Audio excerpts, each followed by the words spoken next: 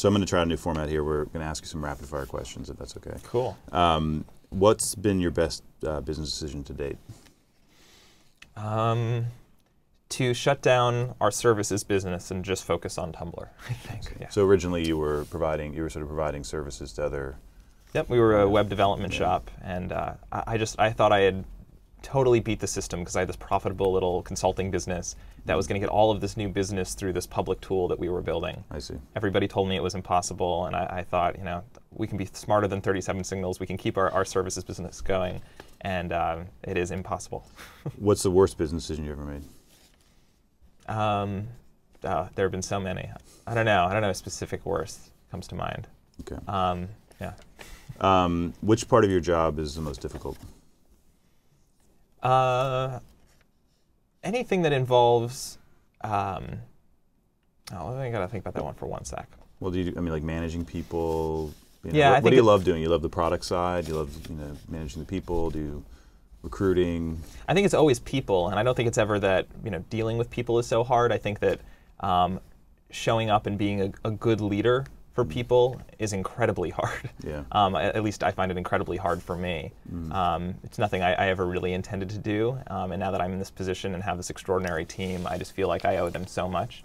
And it's a lot of pressure and a lot of real focus, I think. And it's definitely a talent that I don't have. So if Tumblr disappeared tomorrow, if you sold it or whatever, what would you be doing, do you think? Starting another company? Do you see yourself as like a serial entrepreneur? Or? I don't know. I always regretted not being good at something that had a more substantial impact on people's like well-being. I wish I was, I wanted to be like a doctor or at least build, medical equipment, something like that. Always aspired to be an inventor like Dean Kamen, who just builds, extraordinary things that change the lives of millions of people. I don't think I'm smart enough, so I might just wind up running around the world, staying off the grid. I don't know. Okay. What keeps you awake at night? Everything. I think. Do you sleep well, or are you No, always... never. Yeah, very rarely. I had one. I remember when I started my first company, a friend said, "Get ready to have a knot in your stomach for the next 4 years of your life." There's just no avoiding it. No, I take a lot of melatonin to sleep. It's pretty brutal, and it's everything. It's did I screw up today? Have I screwed up over the last year? Did we to miss an opportunity that we should have taken? Did we take the product in the wrong direction? Did we say the wrong thing? Did I piss someone off today? Any number of things. I don't know. It's tough. And do you have any time besides work? Is it just all consuming, or? Sure. No. Like, what do you like to do outside of work? Always take it really, really easy. I don't know. Outside of work, I like to do very little. I would actually say I'm very antisocial out of work, just because it's doing something like this forces you to be so on and so engaged with so many people that the most refreshing thought to me is to be able to go home and spend hours not thinking about anything. Yeah. Who are your design or let's say product inspirations? Like, who do you look to? Steve Jobs and Willy Wonka. I grew up totally obsessed with the Steve Jobs keynotes. I wound up with such an appreciation for the show, the sort of presentation or the reveal of something that you can't even begin to imagine the work and process that went into creating this thing. And that's rare in all industries. And it's something that I've always aspired to be able to do. And you can sort of see that come through in the way that we had, really, we launched so many good features in the last 4 years, and the way we would try to reveal them was that same sort of thing. It was the same reason we would sometimes leak things as Easter eggs. They added this level of wonder and kind of whimsy to this platform where a feature might just sort of show up in your preferences page one day. You just have to know to find it there, that sort of thing. I see. Yeah. And why Willy Wonka? Sort of the same as Steve, I think. Just the idea that there's this magical factory where this extraordinary stuff that, again, you can't even begin to conceive what went into creating any of these things. I always found what it scary. I mean, I guess you meant the Gene Wilder version or whatever. Yes, actually, yeah. Or the book. I don't know which you meant, but that's one I knew, and I always thought it was kind of scary. The little Oompas. And I think Apple's probably way scarier. No, I don't know. There's something just so enchanting about that I love. Did you drop out of college, or did you finish college? No, I dropped out of high school, actually. You dropped out of high school. Okay.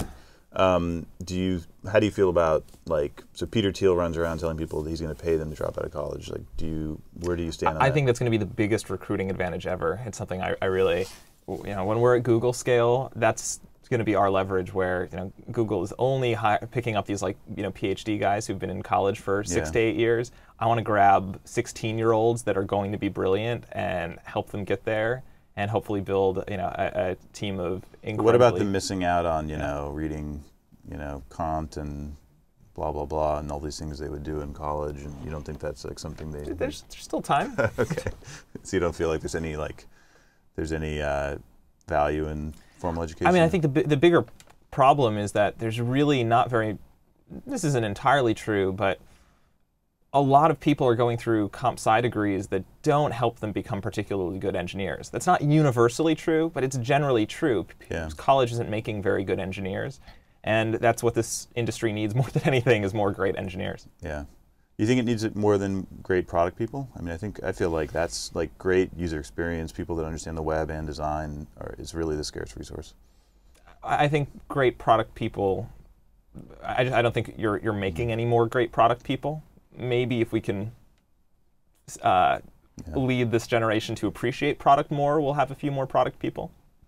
Excuse me. But I think there are enough great product people that need lots more really talented engineers. So imagine that you 5 years ago was watching the show. Mm-hmm. Like, what advice would you give? Find mentors and listen to them. I've made so many mistakes over the years, and I know that I would have made so much more if it weren't for having a few people in my life who had been through a lot of this stuff before, or had a perspective that I didn't have, that were able to guide me in one way or the other. And it saved me from so many... These were your investors or other people? Investors and mentors. Yes, some people who became angel investors in Tumblr. One guy, Fred Seibert, who hired me as an intern back when I was 15. Who I just owe so much to these guys' opinions and direction, where even if at the time I didn't appreciate it, the fact that they said it and it was able to sink in over a few months or years, has led me to save myself from so many bad decisions that I would have made otherwise. Okay, interesting. Yeah, mentors go a really long way, and they're easy to find, particularly if you're a really aspiring, interesting person. Yeah. Just track these people down, tell them what you're up to, and ask for a hand. A lot of them like to talk too. Yeah. What are your favorite non-Tumblr websites right now? I'm really fascinated with Foursquare and Instagram building, starting with mobile apps. Basically, I just think that's such a fascinating thing that hadn't existed before those products. That I'm really curious to see the future of. Mm-hmm. That's something I'm paying a lot of attention to. Outside of that, though, I don't even get Google alerts for Tumblr. I spend very little time, reading what people say about us, what other stuff is going on in the industry. Mm-hmm. I feel like the interesting things are sort of impossible to ignore, and I wind up hearing about them regardless. So I don't go really far out of my way to, keep up with the industry. But I play with whatever neat new stuff is, bubbling up. Okay, cool.